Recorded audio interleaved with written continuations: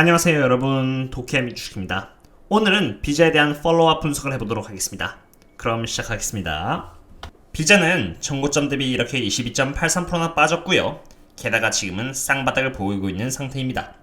비자의 주가가 최근 이렇게 강한 하락세를 보인 이유 중에 하나는 아마존이 영국에서 발행된 비자 신용카드를 2022년부터 더 이상 결제 옵션으로서 받지 않겠다고 했는데요. 이로 인해 11월 17일 주가가 7% 가까이 빠졌으니 비자를 향한 아마존 이슈가 비자의 주가 하락에 큰 영향을 미쳤다고 볼 수 있겠습니다.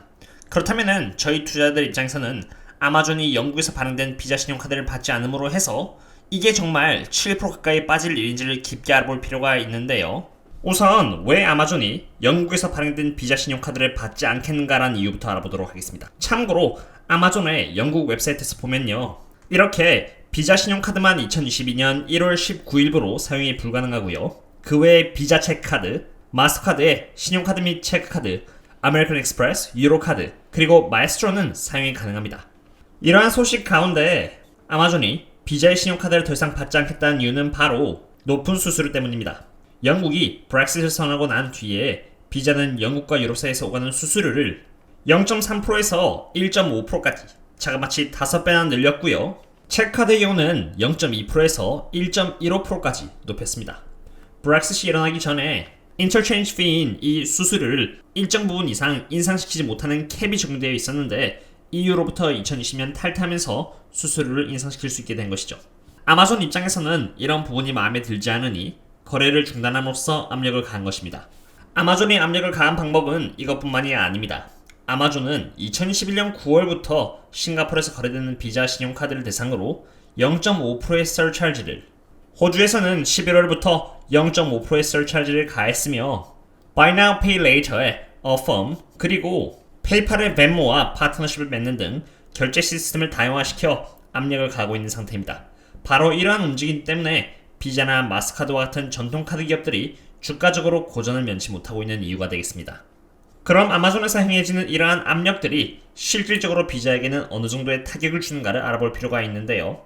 모건 스탠리에 의하면은 영국의 아마존은 2020년 기준으로 약 26.5 빌리언 달러가 영국에서 매출으로 발생했고요.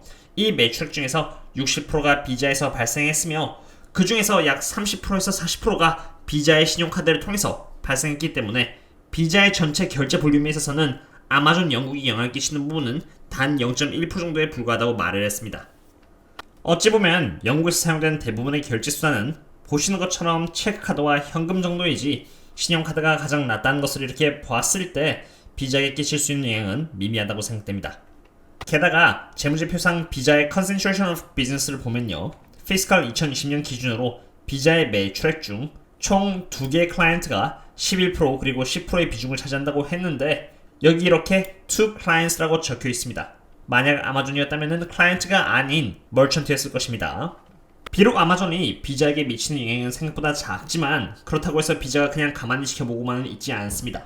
비자의 CEO가 말하기를 아마존이 내린 결정에 대해서는 대단히 유감스럽다고 말을 했으며 지금까지 오랜 기간 동안에 아마존과 함께 해온 만큼 2022년 1월달 아마존이 내린 결정에 의해서 비자 카드 소지자들이 아마존을 꾸준히 사용할 수 있도록 아마존과 이야기를 해서 해결책을 제시하겠다고 했습니다. 참고로 아마존과 같은 사례는 이번이 처음이 아닙니다.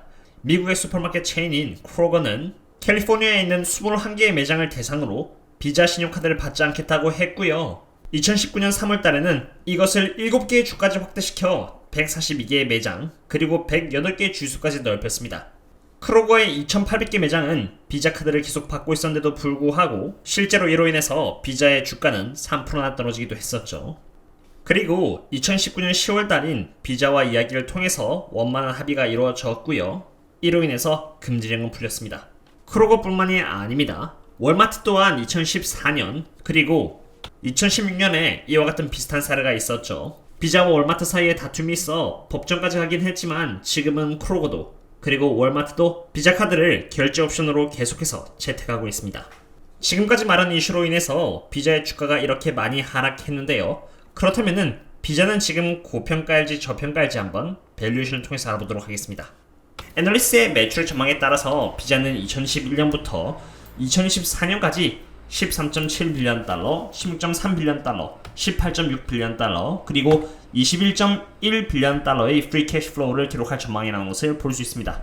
비자의 리카버 레이트 오브 더 리턴은 6.71%로 잡혔고요. 비자의 토럴 뎁트는 21빌리언 달러, 그리고 현금은 18.9빌리언 달러를 반영했으며 오늘날 기준으로 산정된 비자의 가치는 453빌리언 달러입니다. 여기서 반응의 주식의 숫자로 나누었을 때 비자의 적정 주가는 이렇게 212.97달러 정도가 되네요.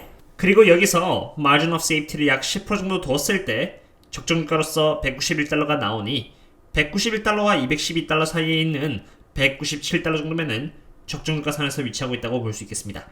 적정 주가의 위치 때부터 포지션을 열어서 떨어질 때마다 분할 매수를 하여 낮은 평단가를 구축해 놓는다면은 장기적으로 봤을 때 좋은 주가 흐름을 기대해 볼 수 있을 것이라고 생각합니다. 지금까지 DCF 밸류에이션 기준으로 적정 주가를 알아보았으니 이번엔 PE 멀티플 기준으로 알아보도록 하겠습니다. 비자의 경우는 지금 현재 이렇게 32.46 정도의 PE 멀티플에 위치하고 있습니다. 비자의 순이익 성장률은 10년이라는 타임프레임 기준으로 봤을 때 약 16% 정도를 나타내고 있는 만큼 적정한 PE 멀티플은 16이라고 볼 수 있겠는데요. 지금까지 비자의 10년 멀티플 흐름을 봤을 때 비자는 항상 시장으로부터 그 이상의 멀티플을 받았다는 것을 이렇게 볼 수 있습니다. 그렇기에 비자에게 16이라는 멀티플을 주기에는 기회비용 측면에서는 조금 비효율적이라고 생각합니다. 오히려 10년이라는 시간 속에서 비자는 이렇게 29 정도의 PE 멀티플을 평균적으로 받아왔는데요. 지금 비자의 PE 멀티플이 30이라는 것을 봤을 때 아주 살짝 고평가 지점이 있다는 것을 볼 수 있습니다. 개인적으로는 지금 현재가 그렇게 위험하지 않은 위치라고 생각됩니다. 오늘은 비자에 대해서 알아보았는데요. 비자 주가 하락에 있어서 주된 이유라고 할 수 있는 아마존과의 분쟁에 대해서 알아보았으며 아마존이 끼치는 영향은 비자에게 있어서 그렇게 치명적이지 않다는 것 또한 알아보았습니다. 게다가 이러한 분쟁은 과거 크로거 그리고 월마트와도 있었고 양사 간의 협업을 통해서 잘 마무리되었기 때문에 아마존 또한 대화를 통해 잘 풀리게 되지 않을까 생각됩니다. 또한 밸류에이션을 본다면은 비자는 이제 적정 주가 위치에 왔기에 적절한 대응과 함께라면은 장기적으로는 좋은 움직임을 보이지 않을까 생각됩니다. 오늘의 분석은 여기까지 하도록 하겠고요. 다음에 또 다른 종목의 분석과 함께 찾아뵙도록 하겠습니다. 그럼 다음에 또 만나요. See you later.